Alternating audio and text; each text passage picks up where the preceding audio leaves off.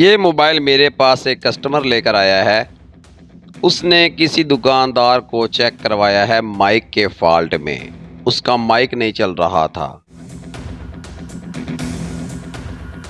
उस दुकानदार ने माइक सर्किट में लगे हुए तमाम कंपोनेंट्स को रिमूव कर दिया है। आपके सामने ही है। वीडियो को आखिर तक देखिएगा। मैं आज आपको इसका बड़ा ज़बरदस्त सलूशन बताऊंगा। अब इस फॉल्ट को वही हल कर पाएगा जिसको ट्रेसिंग की समझ है। तो करना क्या है, मीटर को X100 की रेंज पर रख लेना है।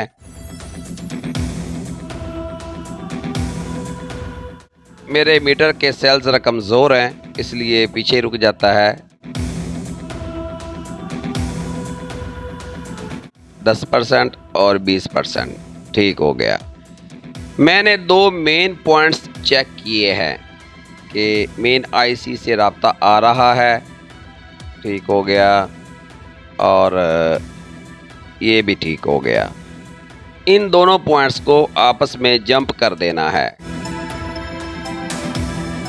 अब ये गिद्दड़ सिंगी मैं क्या कर रहा हूँ, आपको डायग्राम की मदद से समझा दूंगा। फ़िलहाल आप ये देखें कि मैं जंप किस तरह कर रहा हूँ। बारीक वायर है और काबिये की टिप बहुत मोटी है। इस सूरत में डबलिंग नहीं होने देनी।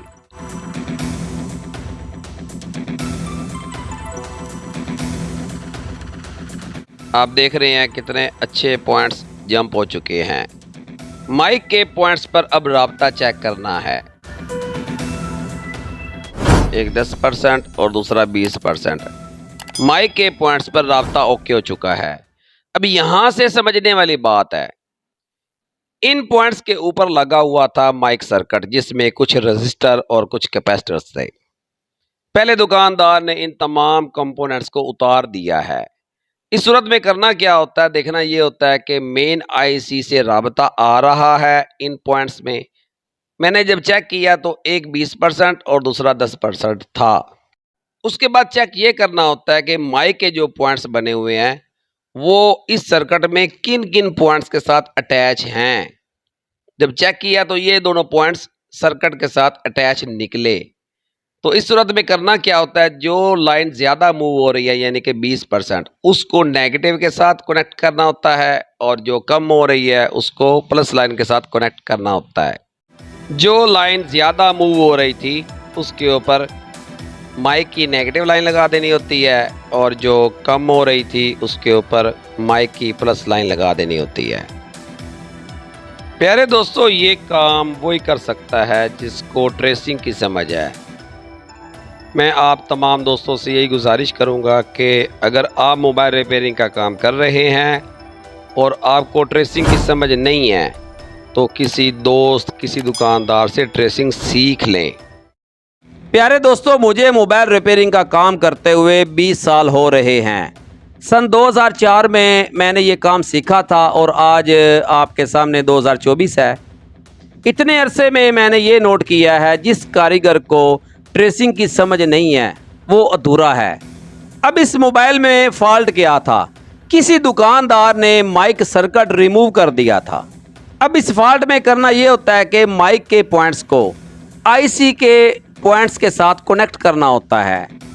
जिन भाइयों को समझ है वो इसका हल निकाल लेंगे, जिनको समझ नहीं है वो इसका हल नहीं निकाल सकते।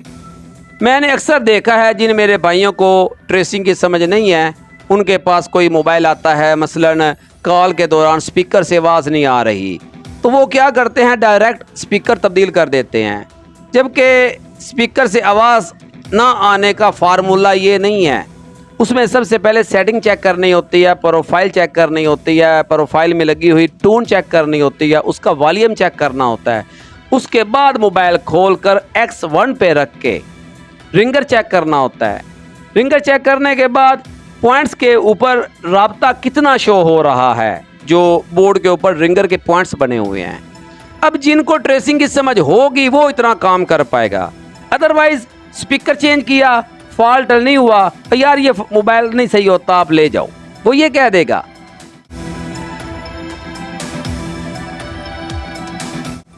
अब मसला ये है कि ट्रेसिंग सिखाए कौन। आपको 7 मोबाइल्स चनियोट वाला सिखाएगा। आपने करना क्या है, रोज़ाना 1 घंटा तकरीबन 15 दिन मुझे आपने व्हाट्सएप पर वीडियो कॉल के ज़रिए टाइम देना है। याद रहे, आपने ये 15 दिन 1 घंटा मुस्तकिल मिजाजी से टाइम देना है। उसमें mic, ringer, speaker, charging, LCD, keypad, तमाम ट्रेसिंग आपको सिखा दी जाएगी। उसकी फ़ीस है 3000 रुपये।